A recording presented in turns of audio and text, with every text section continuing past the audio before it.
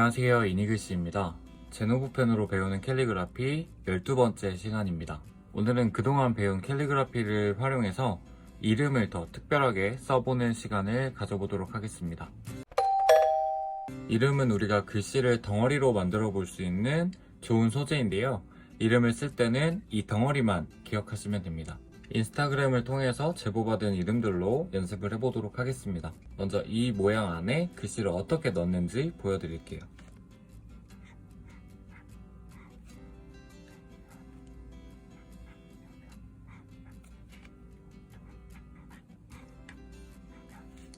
이렇게 먼저 모양을 그려보시고 그 안에 글씨를 한번 넣어보세요.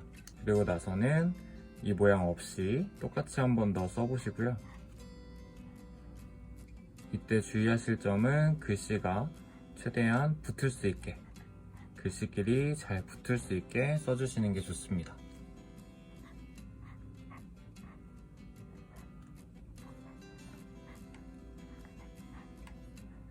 이 이름에서는 세로 모음이 계속 반복돼서 사용되고 있죠. 그래서 이거를 조금 더 재밌게 세로 모음의 기울기를 한번 바꿔서 써보도록 하겠습니다.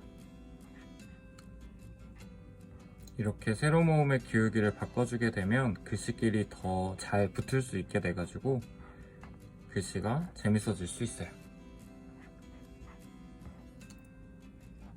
아이의 이름인 것 같아서 조금 귀엽게 써보도록 하겠습니다. 지난 시간에 단어를 강조하는 방법을 알려드렸었죠? 이렇게 똑같은 네모 칸에 다 글씨가 들어가게 되면 재미가 없어지고 강조가 되지도 않습니다. 그래서 이 가운데 있는 블록을 조금 더 작게 바꿔준 거예요.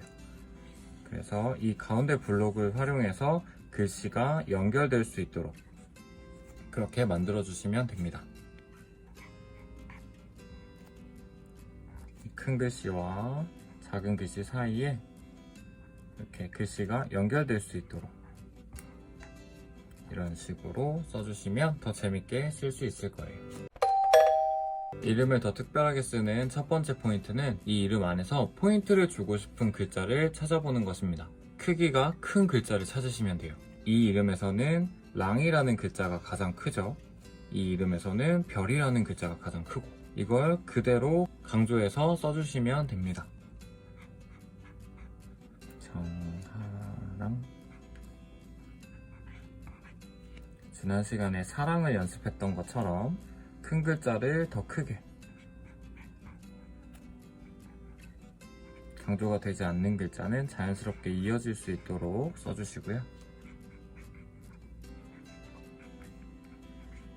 약간 흘려서 이런 식으로 써줘도 재미가 있겠죠? 자, 이번에는 별을 강조해서 써볼게요. 정은 똑같이 써주고요. 별이라는 글자는 긴 글자니까 더 길게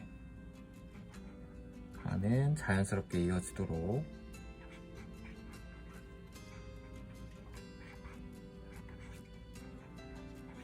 처음에는 과감하게 한번 써보시고 조금씩 정리를 해보세요. 지난 시간에 배웠던 단어의 강조를 활용해서 이름에 포인트를 줘봤습니다.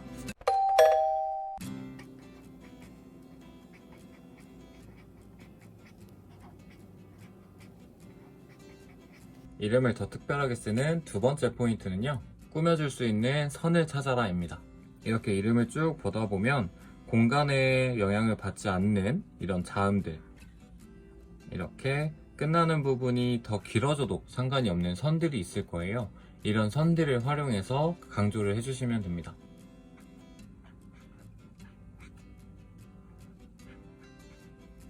나머지 이름은 똑같이 쓰고 여기에 니은이 길게 써도 좋을 것처럼 보이죠?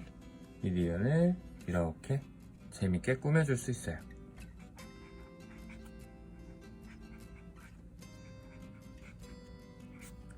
이런 식으로 선 하나만 포인트를 줘도 훨씬 더 특별해진 이름을 써보실 수 있을 거예요. 이번에는 이 니은을 활용해 볼게요.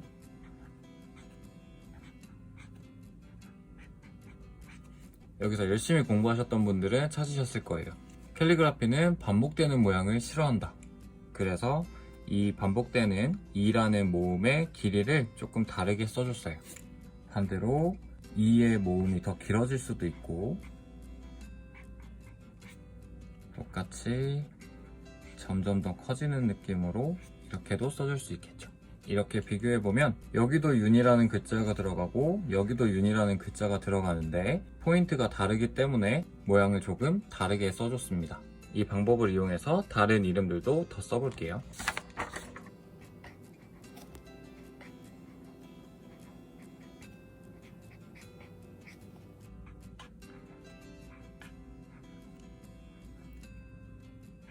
가운데 글자는 글자끼리 잘 이어질 수 있도록 자연스럽게 작게 써주고, 포인트가 될 수 있는 획을 활용해서 재밌게 써보시는 거예요.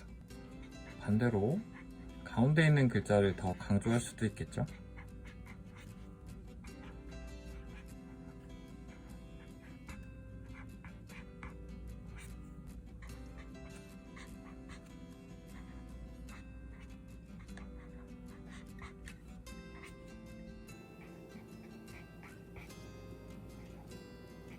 그래서 캘리그라피로 쓰기에 이름에 받침이 있는 글자들이 더 재밌게 쓰기가 좋아요. 이렇게 앞에 있는 성 부분에 길이를 길게 해서 강조를 해줄 수도 있고, 받침을 활용해서 이런 식으로,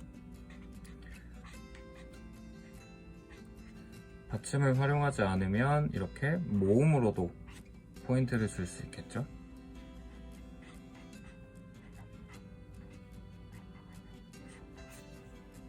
이번에는 이제노라고 써볼게요.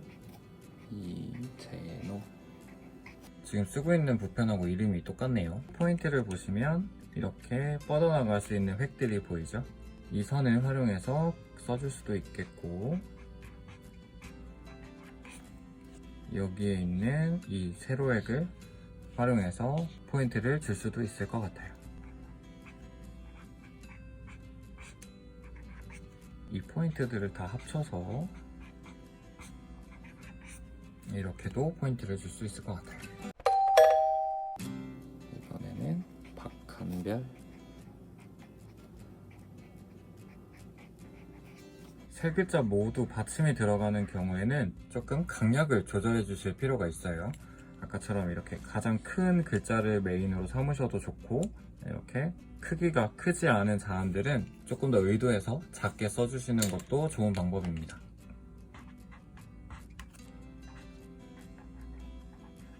너무 자음 때문에 글씨가 커지지 않을 수 있도록 조금 더 의도해서 써주시면 좋을 것 같아요. 이번에는 옆으로 흘러가도 방해받는 공간이 없으니까 이런 식으로도 꾸며줄 수 있을 것 같아요. 한 번 더 써보면 이렇게 리을을 활용해서 꾸며줄 수도 있을 것 같습니다.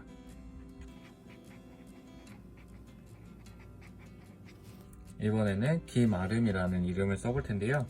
이런 식으로 미음이나 비읍처럼 이렇게 공간이 막혀서 선을 활용할 수 없는 자음들이 받침으로 올 수도 있죠. 이럴 때는 이렇게 공간을 뚫어서 모양을 변형해서 써주시면 됩니다. 이런 식으로 길게도 빼주고 넓게도 빼주고,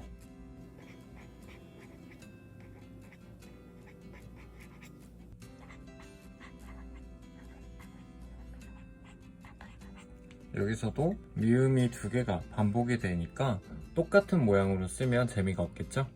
그래서 앞에 있는 미음은 이렇게 길게 써주고 뒤에 있는 미음은 이렇게 넓게 써줘봤습니다. 한 번 더 써볼게요. 길게, 미음을 길게, 아는 중간에 이렇게 글자끼리 연결이 될 수 있도록 자연스럽게 써주고, 이런 식으로 미음의 모양을 바꿔서 써줄 수 있을 것 같아요.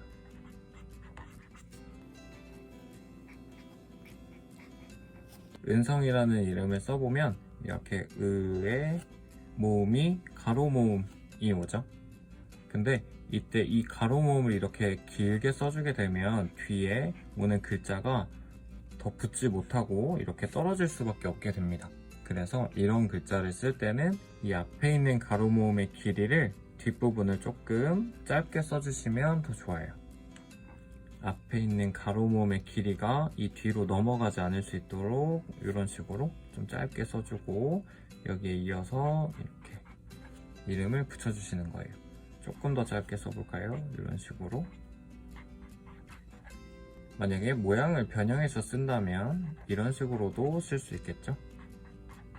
그러면 글씨끼리 더 잘 붙게 될 거예요. 글자를 덩어리로 만들 때 중요한 점은 앞에 있는 글자의 빈 공간을 확인해서 글자를 쓰는 것도 중요하지만 뒤에 올 글자가 자연스럽게 붙을 수 있도록 공간을 만들면서 써주는 것도 중요합니다. 이런 식으로 뒤에 있는 글자가 더 자연스럽게 올 수 있도록 이렇게 붙여서 써주시면 되겠습니다.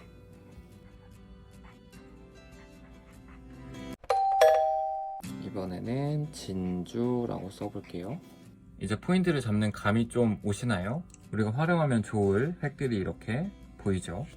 이 획들을 활용해서 글씨를 써주시면 되겠습니다. 앞에 있는 글자는 똑같이 써주고 이 세로 획을 활용해서 쭉 이렇게 꾸며줄 수 있을 것 같아요. 이렇게 길게 쓰고 싶지 않다 라고 한다면 이 가로 모음을 활용해서 이렇게 넓게 써줄 수도 있겠죠.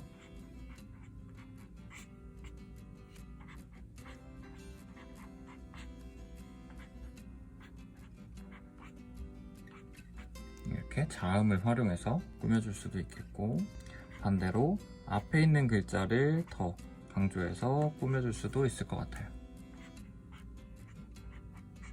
마지막으로 솔라시도라는 이름을 적어볼게요. 이렇게 글자가 많아져도 당황할 필요가 전혀 없습니다. 이 이름 중에서 강조하고 싶은 포인트 글자만 찾아주시면 돼요. 일단 솔이라는 글자가 크니까 이 글자를 강조하기가 아주 좋겠죠. 그리고 이런 식으로 여기 끝에 남는 이런 획들도 활용해주면 더 좋을 것 같아요. 자, 이걸 그대로 적용해서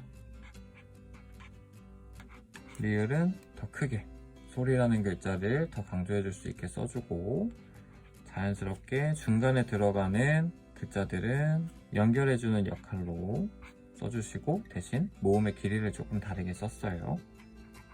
그리고 이런 식으로 획을 활용해서 꾸며줄 수 있을 것 같아요.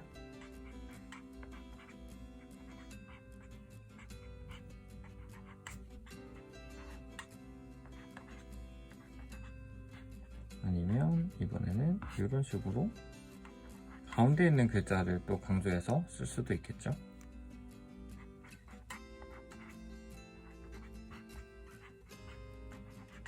오늘은 지난 시간에 배웠던 단어를 강조하는 방법을 활용해서 이름을 더 특별하게 써보는 시간을 가져봤습니다. 주변 분들의 이름을 이용해서 연습을 해보시고 선물까지 해보시면 더 좋을 것 같아요. 영상이 도움이 되셨다면 좋아요와 구독 부탁드리고 궁금하신 점은 댓글 남겨주시면 답변 드리도록 하겠습니다. 그럼 다음 시간에 만나요. 안녕.